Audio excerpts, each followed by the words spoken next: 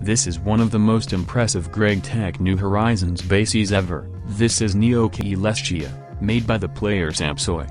SAMPSA'S, or SAMPSA, is one of the most prolific GregTech builders, and one of the people who made GregTech extremely popular back in 2020 due to the fact that he is extremely skilled at building. His builds generated a massive amount of Reddit upvotes, and SAMPSA'S builds now have a cult status in the community. Everyone tries to copy SAMPSA. His style is made of two specific blocks, the anti-block from Chisel and the Lave 12 block from Stones.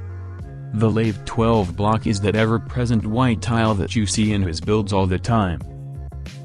The Redditors really like this block for some reason, and it got used in every famous GregTech New Horizons build since then. SAMPSA popularized the black and white modern style with neon lights in around 2020, after which a lot of people started using the same blocks.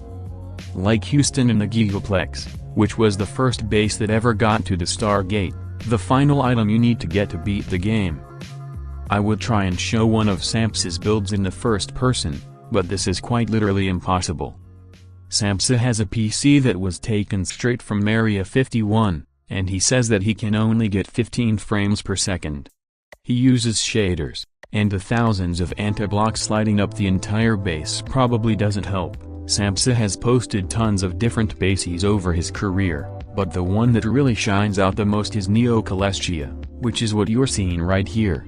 Over the course of 4,000 hours, he has managed to get a Stargate, the main goal of GregTech New Horizons. His builds use a mod called Open Computers, which adds realistic computers to Minecraft. SAMPSA built many programs, and he uses them to manage everything in his factories, from the energy levels, to the stockage of items, to automation. Everything is organized. He even managed to implement a custom overlay for his in-game glasses, which show him how the base is doing. In the bottom left, we can see the 81 billion energy units that are in the base's energy storage. With Open Computers, he also built a central panel that gives stats about the base. This is all just propaganda to get the masses to play GregTech New Horizons. They see this beautiful thing, and then they start playing GTNH, and then they begin suffering, as SAMPSA said.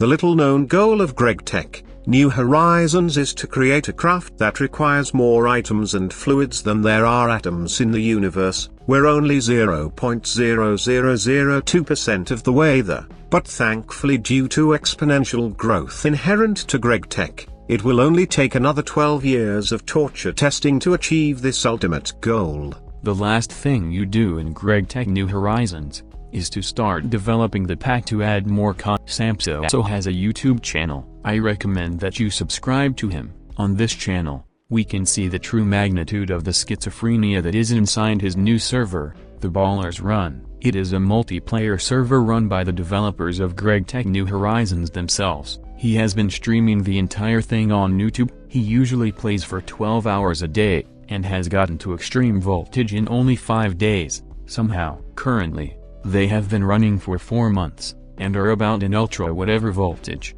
using Mark 6 Naquata fuel or whatever. After getting bored of GregTech New Horizons, though, he started playing modded Factorio, and he built an incredibly big base there too. It looks like GregTech skill transfers between games. Some people, when they get bored of GTNH, they start doing challenges. Yeah, for some people, GTNH is too easy, and they try to beat GregTech New Horizons without going to space. SAMPSA popularized the No Rocket Run challenge for GregTech New Horizons back in 2020.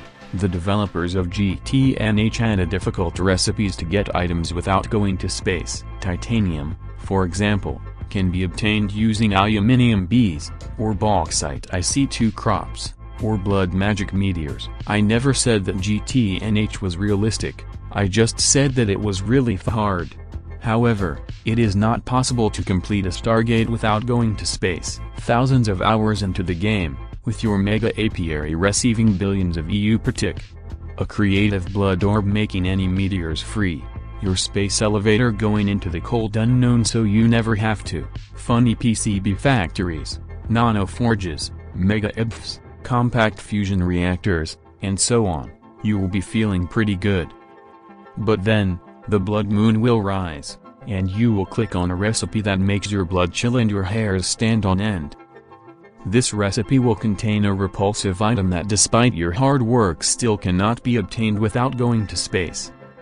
For the EV motor, it is tangam, a ridiculous joke material whose name is literally magnet spelled backwards. This material was added to create magneto-hydrodynamically constrained star matter and the Eye of Harmony, because GregTech New Horizons developers thought that not changing the material was too boring. The unobtainable item is a random ore. Thank you for watching.